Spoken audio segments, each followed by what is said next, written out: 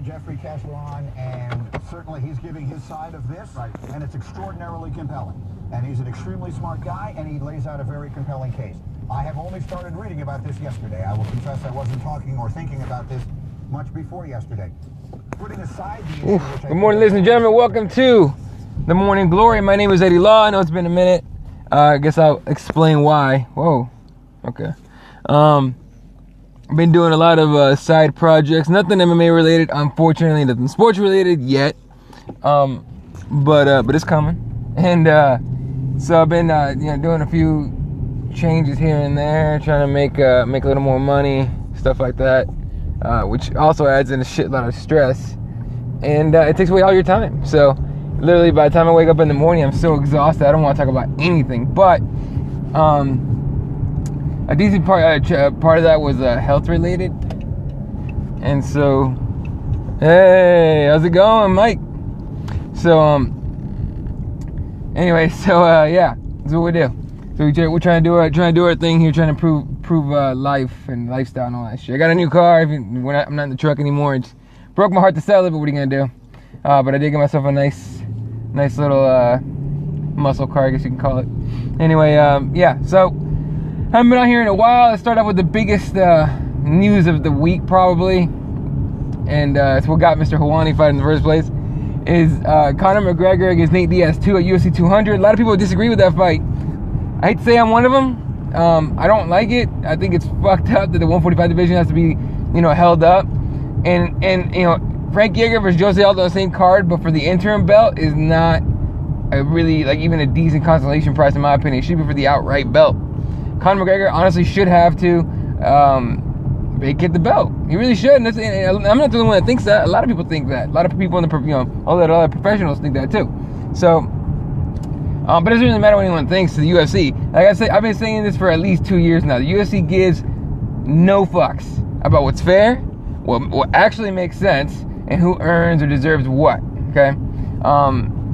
You could even call it. They're even worse than the judges. When the judges give shitty decisions, the UFC is really shitty when it comes to that kind of stuff. So, they're all about making the money fights and all that. Please believe Conor McGregor versus Nate Diaz 2 will probably be the biggest money fight ever.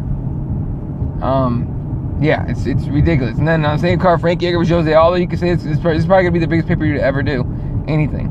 It'll eclipse pretty much any numbers they've ever done. I mean, I'm pretty sure the last one did it. 186 probably did it too. So he's going to be doing that again. What else is at 200? There's a lot of fights at 200. I can't remember all of them right now. But UFC 198, holy fucking shit. All right. Besides Fabricio Verdum and Stipe Miocic, you have Jacare against Vitor. The guy Vitor never calls out. Ever. Finally fights him. It's going to be legit. Anderson Silva against Uriah Hall. A lot of people think that Anderson Silva is going to get destroyed. I don't think it's going to be that. It's either going to be... I don't think it's going to be Anderson Silva destroying anybody. But I think if Uriah Hall shows up, the good Uriah Hall we know, it should be a pretty damn good fight. But if the Uriah Hall that doesn't want to pull the trigger shows up, it's gonna be a boring fight. Let's be honest. So, but I have high hopes for it.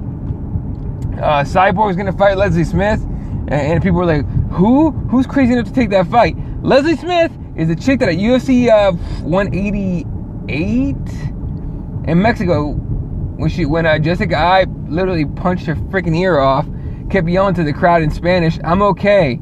I want to continue. I can continue. It doesn't hurt. It doesn't hurt," she kept saying, while we're staring at her brain leak out of her fucking ear hole. You know what I mean? So, yeah, that's who's crazy enough to take that fight. Now, is Cyborg gonna win? Yeah. I don't think it's gonna be as dominant as everyone thinks. Everyone's like, oh, it's gonna be done in the first 30 seconds. No. Leslie Smith can take a beating. Let's be honest. Got her ear ripped off. Wanted to continue. No, I don't think Leslie's gonna win. I think she has like a, I don't know. I don't think she's gonna win. I mean, no one thinks she's gonna win. I would put like $10 on her just in case, though. But yeah, it's not gonna happen. What else? Or does she? Who knows? Anyway, but what else were we talking about before? My mind just blanked out. The whole Conor McGregor thing is it's been like a little annoying, but now it's just out of fucking hand. know what I mean? Like, who runs the UFC at this point? You know what I mean? Dana White was like, Conor was obsessed with fighting Nate Diaz. Well, tell him he can't. Tell him he's got to defend his fucking belt, you tool. It's your job. Sorry, fellas. It's your damn job to say, hey, look, this is who we got for you. You're the champ. And if Conor McGregor is who he says he is, which is the guy that'll fight any weight, any time, then he should fight Jose Aldo or Frankie Edgar. To be honest with you, should be Frankie Edgar. You know what I mean? Once again, who gets screwed more than Frankie Edgar, honestly? Fucking Frankie Edgar can't get a title shot for the legit belt because Conor McGregor's holding it up while, you know, fighting in a weight class way too heavy for him. Okay? But Uriah Faber just got his millionth title shot. What the fuck are we doing? Like, what is this shit? You know what I mean? It's so stupid. Anyway. But, yeah, it's so dumb. It annoys the fuck out of me. But, anyway, the whole Conor McGregor thing, they're trying so fucking hard to bring him back up. Like, they are praying that Conor beats Nate Diaz somehow, which I don't think is going to happen. When a guy who's in triathlon shit, this interim belt is more legit than McNugget. Yeah, probably, man. You know what? You know what? Whoever wins that belt is gonna say that. They're gonna be like, this is more legit than McGregor, because McGregor's a bitch and he just runs away. By the way, Rafael dos Anjos, shut the fuck up. Like, never speak again, you piece of shit. Okay, I take it back, piece of shit part, but you're still a douchebag, all right? How the fuck are you gonna break your foot, not defend your belt, okay, and then call Conor McGregor? Okay, and you know what? Anyone can say anything about that fucking picture of his foot, saying, "Oh, it was broken." Was it? Was it broken? Yeah. It looked like a fucking bruise to me. It was weird. Mind you, never broken my foot. I've only broken my hand, and my nose multiple times. But you know, at the same time, it's like, did you really? Like, did you really break your foot? I still don't believe it, but whatever. It doesn't really matter now. But for him to come out and start talking shit again, like, dude, stop. All right, you missed out on your payday. It didn't work out. Get over it. You know, the UFC didn't want to make you versus Robbie Lawler because, you know, they realized you're not a draw. Get over it. Just let it go. All right. So now Rafael dos Anjos is like going on to from what I heard, he did one of those UFC top 5 lists of funniest people. So now RDA is trying to make himself more likable to the people. He's gonna start doing appearances on these awful UFC shows and shit like that. So, you know, it's just weird. I don't like. I'm really annoyed with RDA. Really annoyed with him. So, it's as legit as Weidman's broken foot against Rockhold. Nah, yeah, Weidman didn't look too bad until he got fucked up. That's ridiculous. But yeah, it's just weird. It's ridiculous. Man, RDA fucking trying to make that big money fight with Robbie Lawler.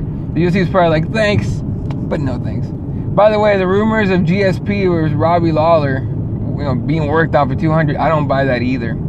I don't think GSP wants to come back. I really don't. I mean, maybe he's thinking about it, but I don't know. I don't think he actually, you know, wants to, because I think he would have if he wanted to by now. But who knows? If they make that fight, I won't care. It's better than RDA, better than RDA versus Lawler. Even better than Conor McGregor versus Lawler. By the way, Nate Diaz coming off a boat, drunk as hell probably still when he got to the arena to fight Conor McGregor. All right, that dude was taking tequila shots in Mexico before that fight. All right, for him to come in and not fighting shape without having trained at all for the fight, except for like a couple days probably. All right, and then he comes in, beats you up, takes you down, chokes you out, and you think you get with this guy with a full camp isn't gonna do the same thing or worse? Get the fuck out of here. I mean, he was careful with his energy. He was very concerned. You know, he saved his energy right. Look, Conor, fucking watch any Diaz brother fight. Excuse me. Watch either Diaz brother fight. Their gas tanks are unlimited. Okay, it has nothing to do with energy. They're just better than you. Let's just be honest about that, okay?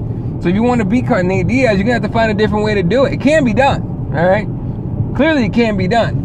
RDA fucking did it. Taught you leg kicks and all that. And you know Diaz is motivated and is taking this mean match serious. 100%. You know what I mean? He's going to be in there like, who did this shit? Someone sent me this on Twitter. I think it was Joker. I want to say it was Joker. Was it Joker or Mike? I think it might have been you, Mike. The whole, when the boxers come in and Antonio Tarver tells Roy Jones Jr., you got any excuses? Yeah, I think it was you that told me that. That said, watch Nate Diaz come and do this shit for his fight with McGregor. I hope he does it. Because he's already doing it in the media, right? You know, saying basically like Conor's just making excuses and shit. And it's an excuse. Oh, I got tired. Yeah, fighting will do that, motherfucker. Like, especially fighting in 2 weight classes higher than you, and you think your cardio is gonna be able to carry that kind of weight around with no problem, like you normally do. No, motherfucker, it's not gonna happen. So, in fact, Conor probably would have been better if he would have cut to 155 and fought against a 170 Diaz at 155. It probably would have been better off as far as his energy goes. But what the fuck ever. So yeah, I'm fucking annoyed with the McNugget. I'm really fucking annoyed with McNugget, and even more annoyed with RDA. But it's like Diaz said, cardio is a martial art. Like, and he's right. I mean, he's right. You ever seen for those that are Jits fans, go on YouTube and type in Choked, CHOKED. It is an amazing documentary. Kind of documentary, just a little follow thing on Hickson Gracie back on the Valetudo days. And it shows you a bit of what he does with breathing exercises, right? Where he learns how to use his entire diaphragm. He learns how to take in as much oxygen as possible. That's also an art. That takes a lot of practice. Cardio is basically an art.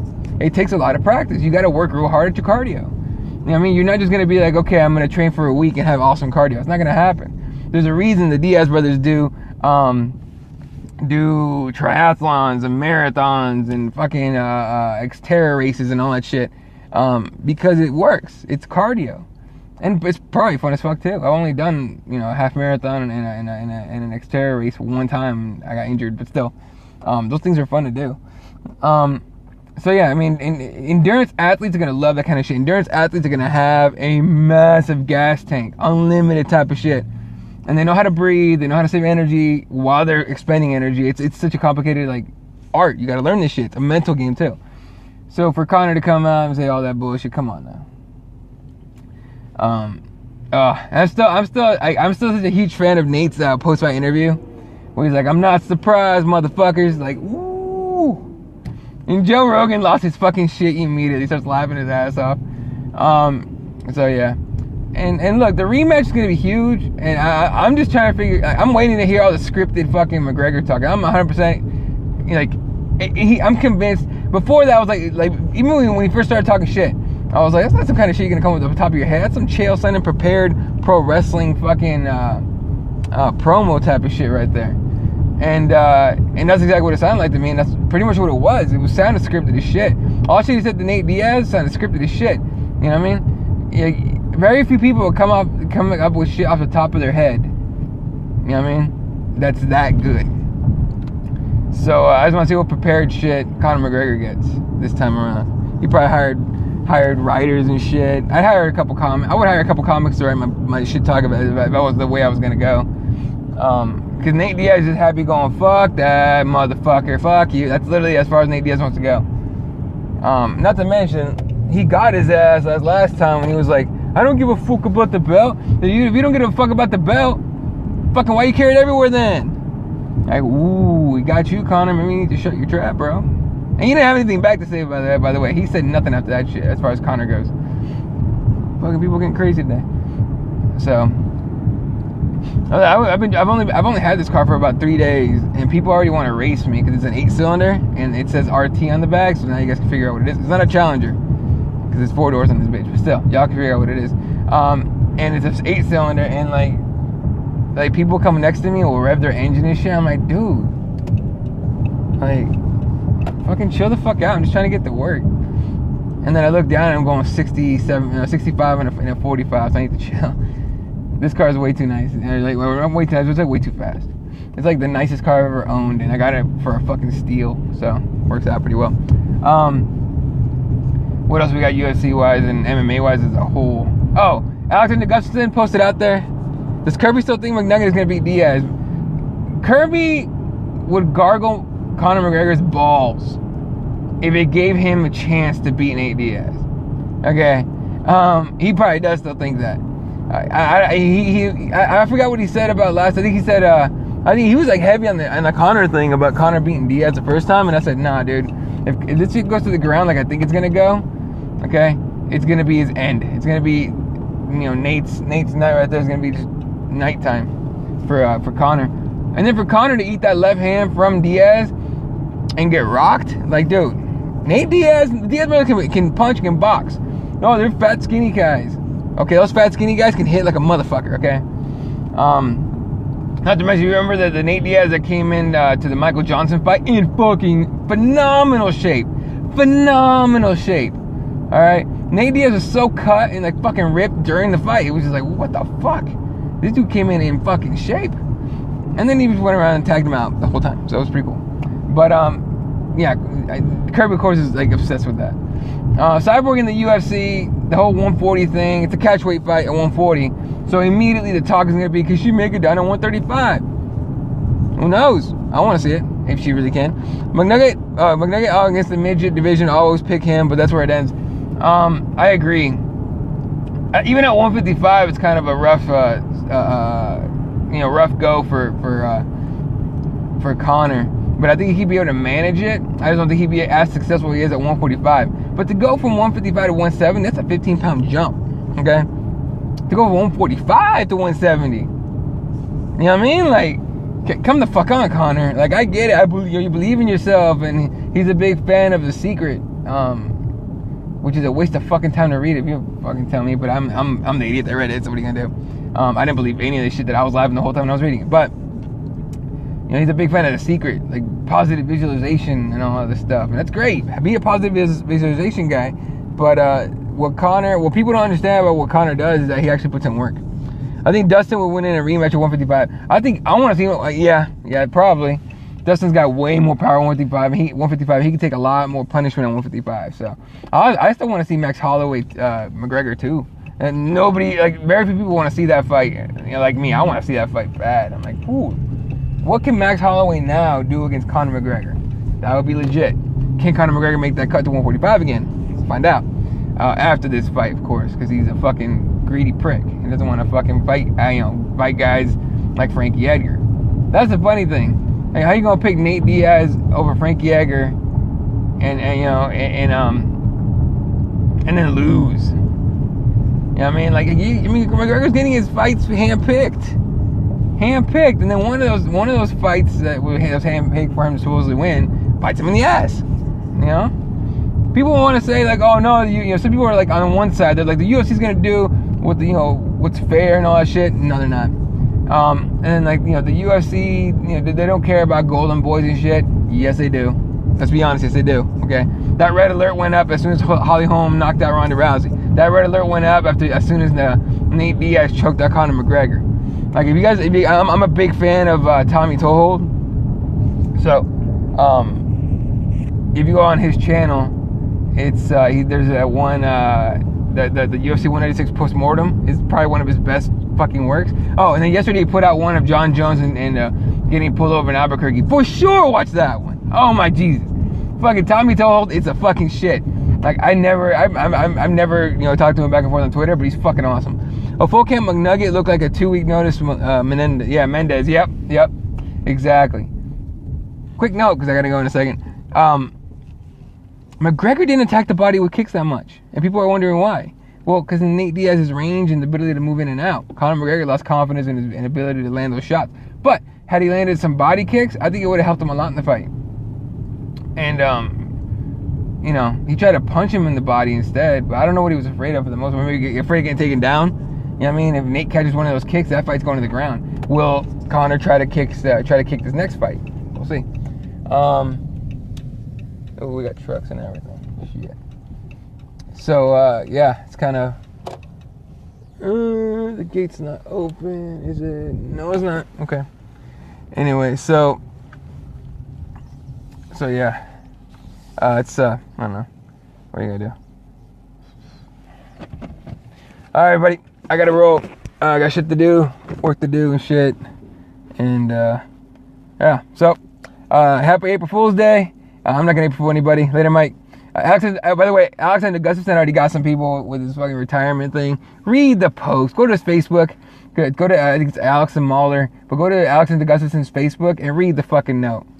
Come on, Alex. We're not that stupid. Now, if he means it, then we are that stupid, right? Who knows? But he's not retiring. I don't know. Anyway, you guys I'll have a good one. Catch you guys maybe in the afternoon, depending on what goes on. If some big news breaks or something to talk about, I'll get back on here in the afternoon. Otherwise, Catch you guys tomorrow for another Morning Glory. Possible show tonight. I will let you guys know that on Twitter, all right? Have a good one. Catch you guys out later. Thanks for watching. And we're one day closer to death, motherfuckers. So make it count. But I ain't surprised, motherfuckers.